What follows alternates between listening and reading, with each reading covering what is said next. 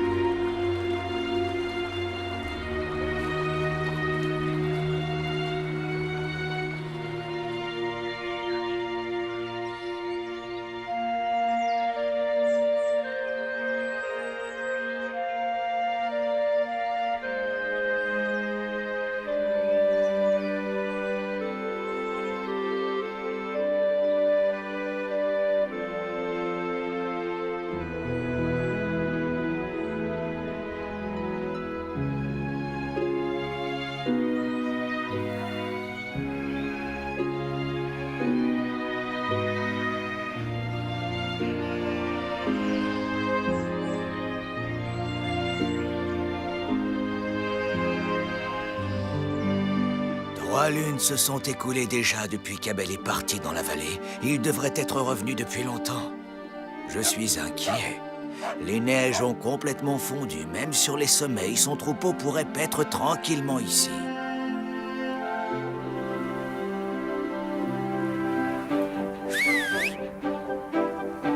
Tu l'as entendu ?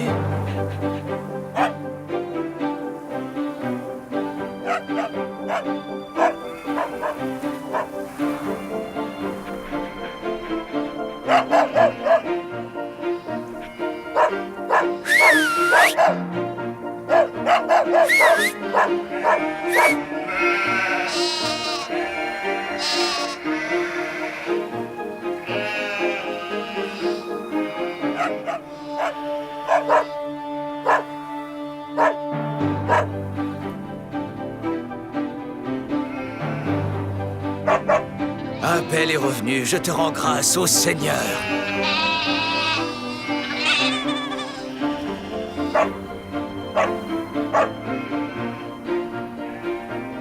Père, je suis là! Père!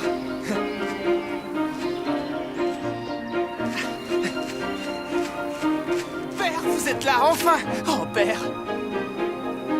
Rendez-vous compte, Père, je suis parti avec 30 moutons et je reviens avec 40. 10 agneaux sont nés. N'est-ce pas merveilleux? Viens! Viens par ici. Regardez. Tu es un bon fils, Abel. Que le Seigneur te bénisse.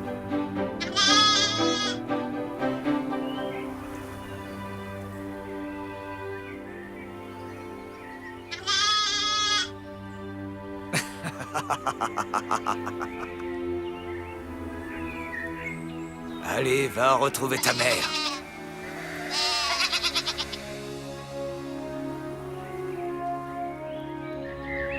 Le Seigneur Dieu a dit, « Croissez et multipliez-vous, emplissez la terre et soumettez-la, dominez les poissons de la mer, les oiseaux du ciel et tous les animaux qui se déplacent sur la terre.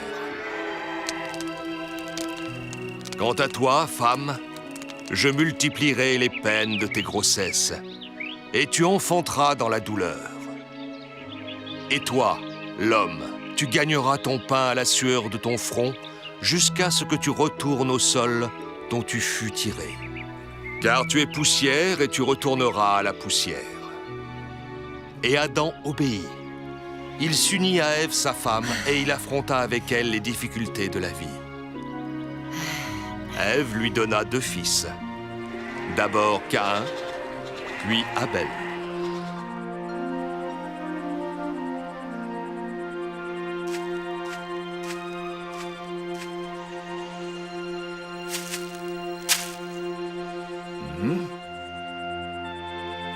Caïn était un paysan qui cultivait la terre. Abel était un berger. Mère, vous êtes fatiguée. Laissez-nous faire la cuisine. Merci, mes filles, vous êtes si attentionnées.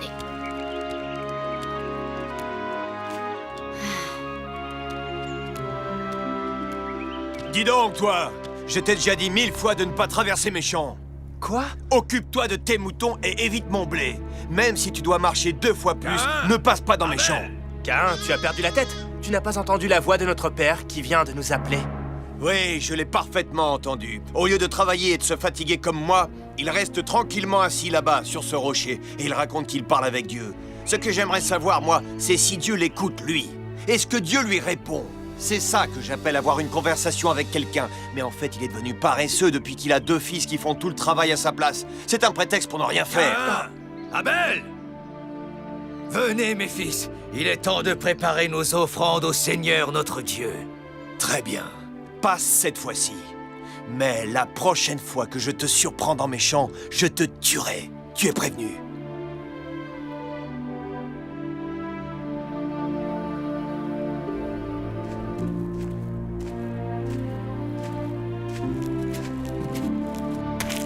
Tenez, père. Voici mon offrande au Seigneur. Si tu es véritablement heureux d'offrir les fruits de la terre au Seigneur notre Dieu, alors je suis certain qu'ils trouveront grâce à ses yeux. Mais les offres-tu avec joie et gratitude dans ton cœur, Caïn?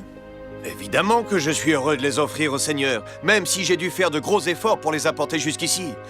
J'aurais préféré rester à la maison et me reposer. Le travail au champ toute la journée est épuisant.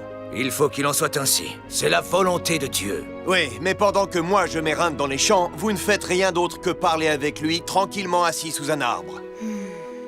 Caïn, il faut toujours que tu te plaignes de quelque chose. Qu'offres-tu, Abel?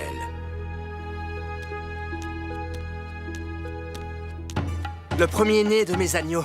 Que le Seigneur l'agrée. Il acceptera ton offrande si elle est faite avec joie et gratitude. Le Seigneur peut lire dans mon cœur, Père.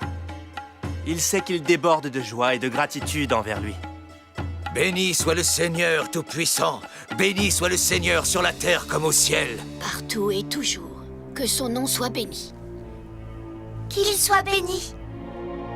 Ô Seigneur, nous te supplions d'accepter nos offrandes, les fruits de notre labeur que nous t'offrons avec gratitude pour tout ton amour.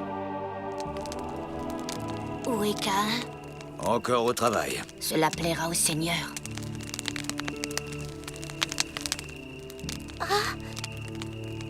Dieu peut voir au fond des cœurs, et il ne peut pas être trompé.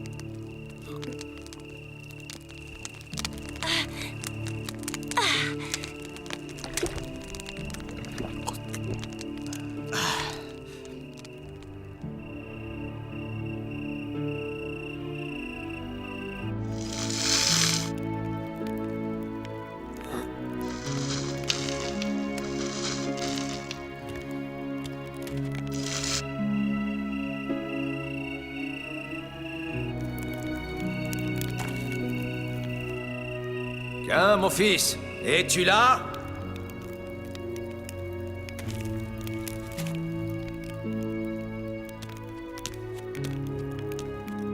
Oui, qu'y a-t-il, père? Je vois que tu accumules les richesses, mon fils. Vous savez que tout ce que je possède vous appartient, père. Je vous l'ai répété maintes et maintes fois. Comment dois-je le dire pour vous le faire comprendre? Oui, je le sais, Caïn, tu me l'as déjà dit maintes et maintes fois, et je t'ai bien entendu à chaque fois. Mais tu sembles agir plus par cupidité que par générosité. Père, comment pouvez-vous dire une chose pareille? Ce que je fais, c'est pour le bien de la famille. Oh, certainement, mais chaque fois que la famille a besoin de la moindre de ces choses, tu te plains amèrement et tu grinces des dents avant de consentir à la donner. Mais père, vous savez que tous dans la famille sont négligents, ils dilapident nos richesses constamment. C'est pour cette raison qu'ils me demandent sans cesse de nouvelles provisions. Mon fils, tu sembles malheureux même au moment où tu fais tes offrandes au Seigneur notre Dieu. Mais père, aujourd'hui encore, j'ai apporté une magnifique corbeille de fruits. Oui, mais le don ne t'a apporté aucune joie, Caïn. Le Seigneur peut lire l'insatisfaction qui habite ton cœur. Vous en êtes bien sûr? Et comment le savez-vous? C'est lui qui vous l'a dit? Et qu'est-ce qu'il vous a raconté sur Abel? Il doit être très content d'Abel. Père, c'est moi qui trime du matin au soir dans les champs, qu'il pleuve ou qu'il vente, et c'est moi qui nourris cette famille par mon labeur. Et pourtant le Seigneur n'est pas content de moi? Pourquoi avez-vous voulu la naissance d'Abel? Abel t'aime, Caïn, tu ne peux pas l'ignorer.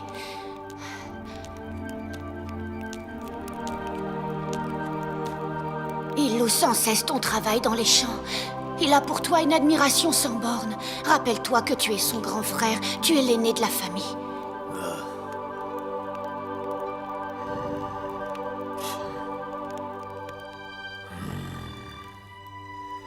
Ne craignez rien, je ferai toujours ce que vous m'ordonnerez. C'est la volonté de Dieu. Je suis heureux d'entendre tes paroles, mon fils. Bonne nuit. Que Dieu l'aide à tenir la promesse qu'il vient de faire.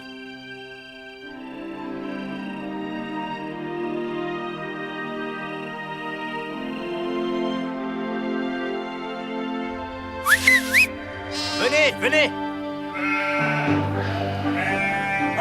Venez les moutons! Allez, nous allons sur le pré en haut de la colline. Rassemble le troupeau. Allez! Allez! On avance, allons-y! C'est bien.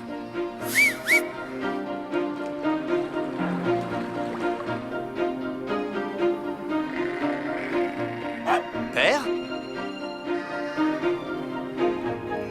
Père!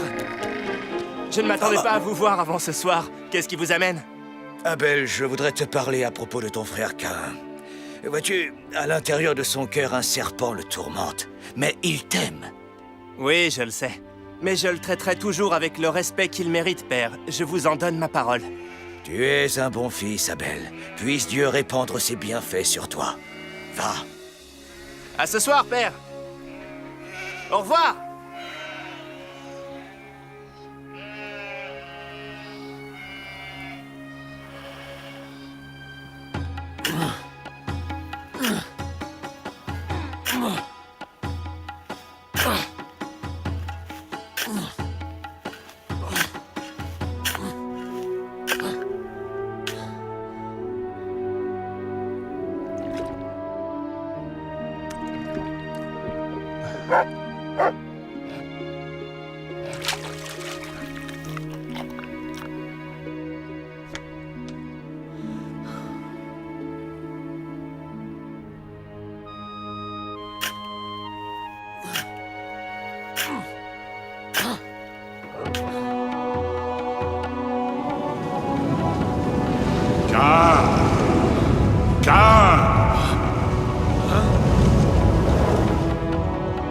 Qui es-tu?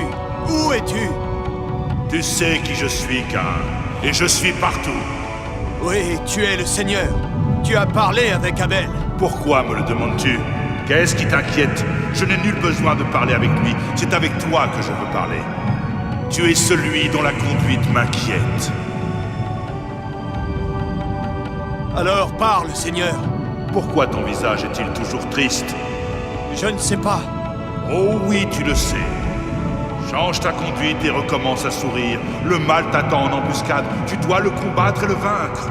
Je le ferai, Seigneur. Oui, Seigneur, j'essaierai de le faire. Si j'en suis capable. En serais-je capable, Seigneur? Toi qui sais tout, tu peux me le dire, Seigneur. Réponds-moi, je t'en supplie. Réponds-moi.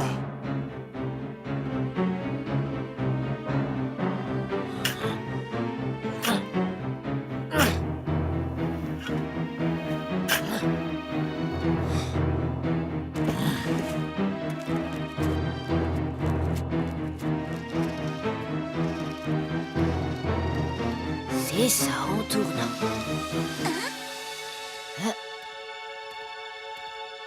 Que fait Caïn ici?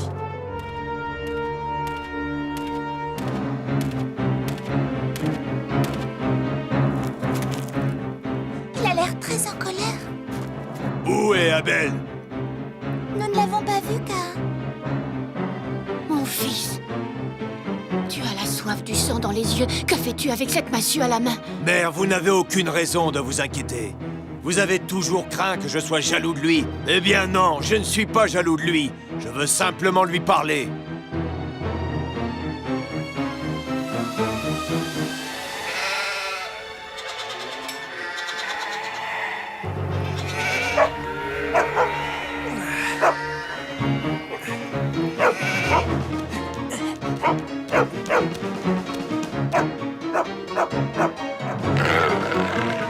Laisse-la tranquille! Qu'est-ce qui s'est passé?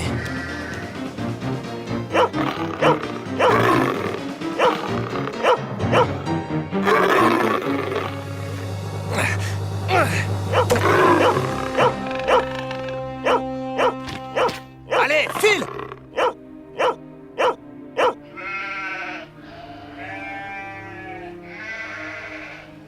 Qu'est-ce qui t'inquiète, ma chère femme? Nous avons 10 agneaux et les récoltes seront bonnes cette année. Caïn est passé il y a un instant. Et alors? Il cherchait Abel et il parlait comme s'il avait perdu la tête. Alors tu as raison de t'inquiéter. Je vais aller le chercher.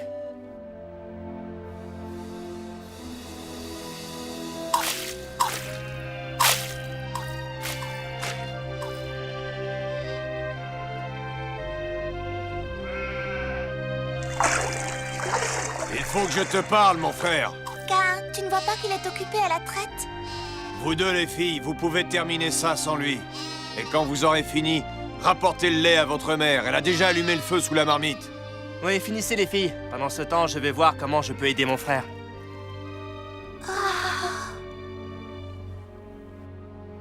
Pourquoi est-ce que tu es venu me chercher, Caïn? Parce que j'ai entendu un agneau bêler au milieu de mon champ de blé. C'est sans doute un des tiens. Vaudrait mieux que ce soit toi qui le trouve, parce que si c'est moi, je ferai un feu et je le retirerai sur place. Tu cherches par là, et moi j'irai par ici.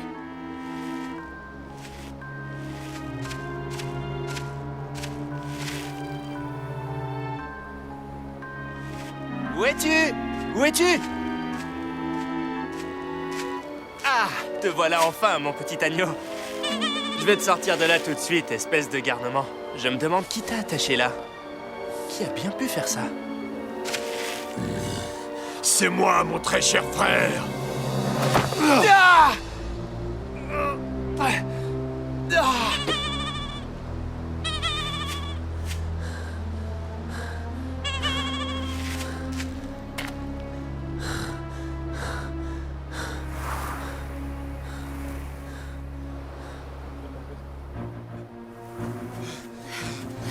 Caïn! Abel! Où êtes-vous? Il n'y a personne ici. Je crois qu'il faut que je m'assoie un instant, ensuite nous rentrerons à la maison. Ils finiront bien par rentrer. C'est un des agneaux d'Abel. Comment te retrouves-tu si loin du troupeau? Hein?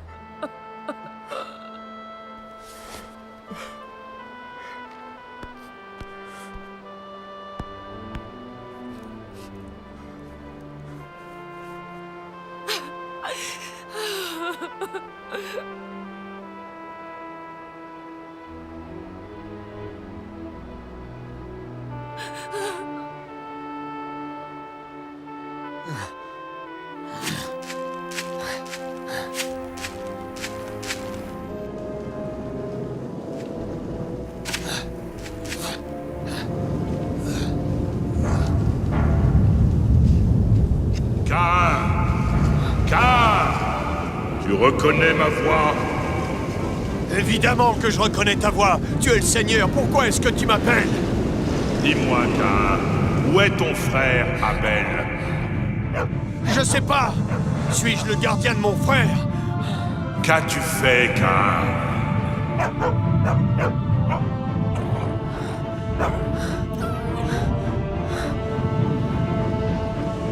Tu ne peux pas fuir, Caïn. Écoute le sang de ton frère crier vers moi depuis le sol. Je l'entends. Sois maudit, Caïn. Fuis le sol qui, par ta main, a bu le sang de ton frère. Tu es maudit par le sang de ton frère. Si tu cultives la terre, elle ne te donnera plus ses fruits. Et toi, tu seras pour toujours un fugitif parcourant la terre. Oui, Seigneur, j'ai tué mon frère. Ne m'abandonne pas. Je suis là, Caïn. Je suis trop coupable pour espérer ton pardon. Tu me bannis aujourd'hui de mes terres fertiles, et je devrais me cacher loin de toi. Je suis terrifié, ô Seigneur. Je vais devenir un fugitif errant sur la terre, maudit et méprisé, et le premier venu me tuera.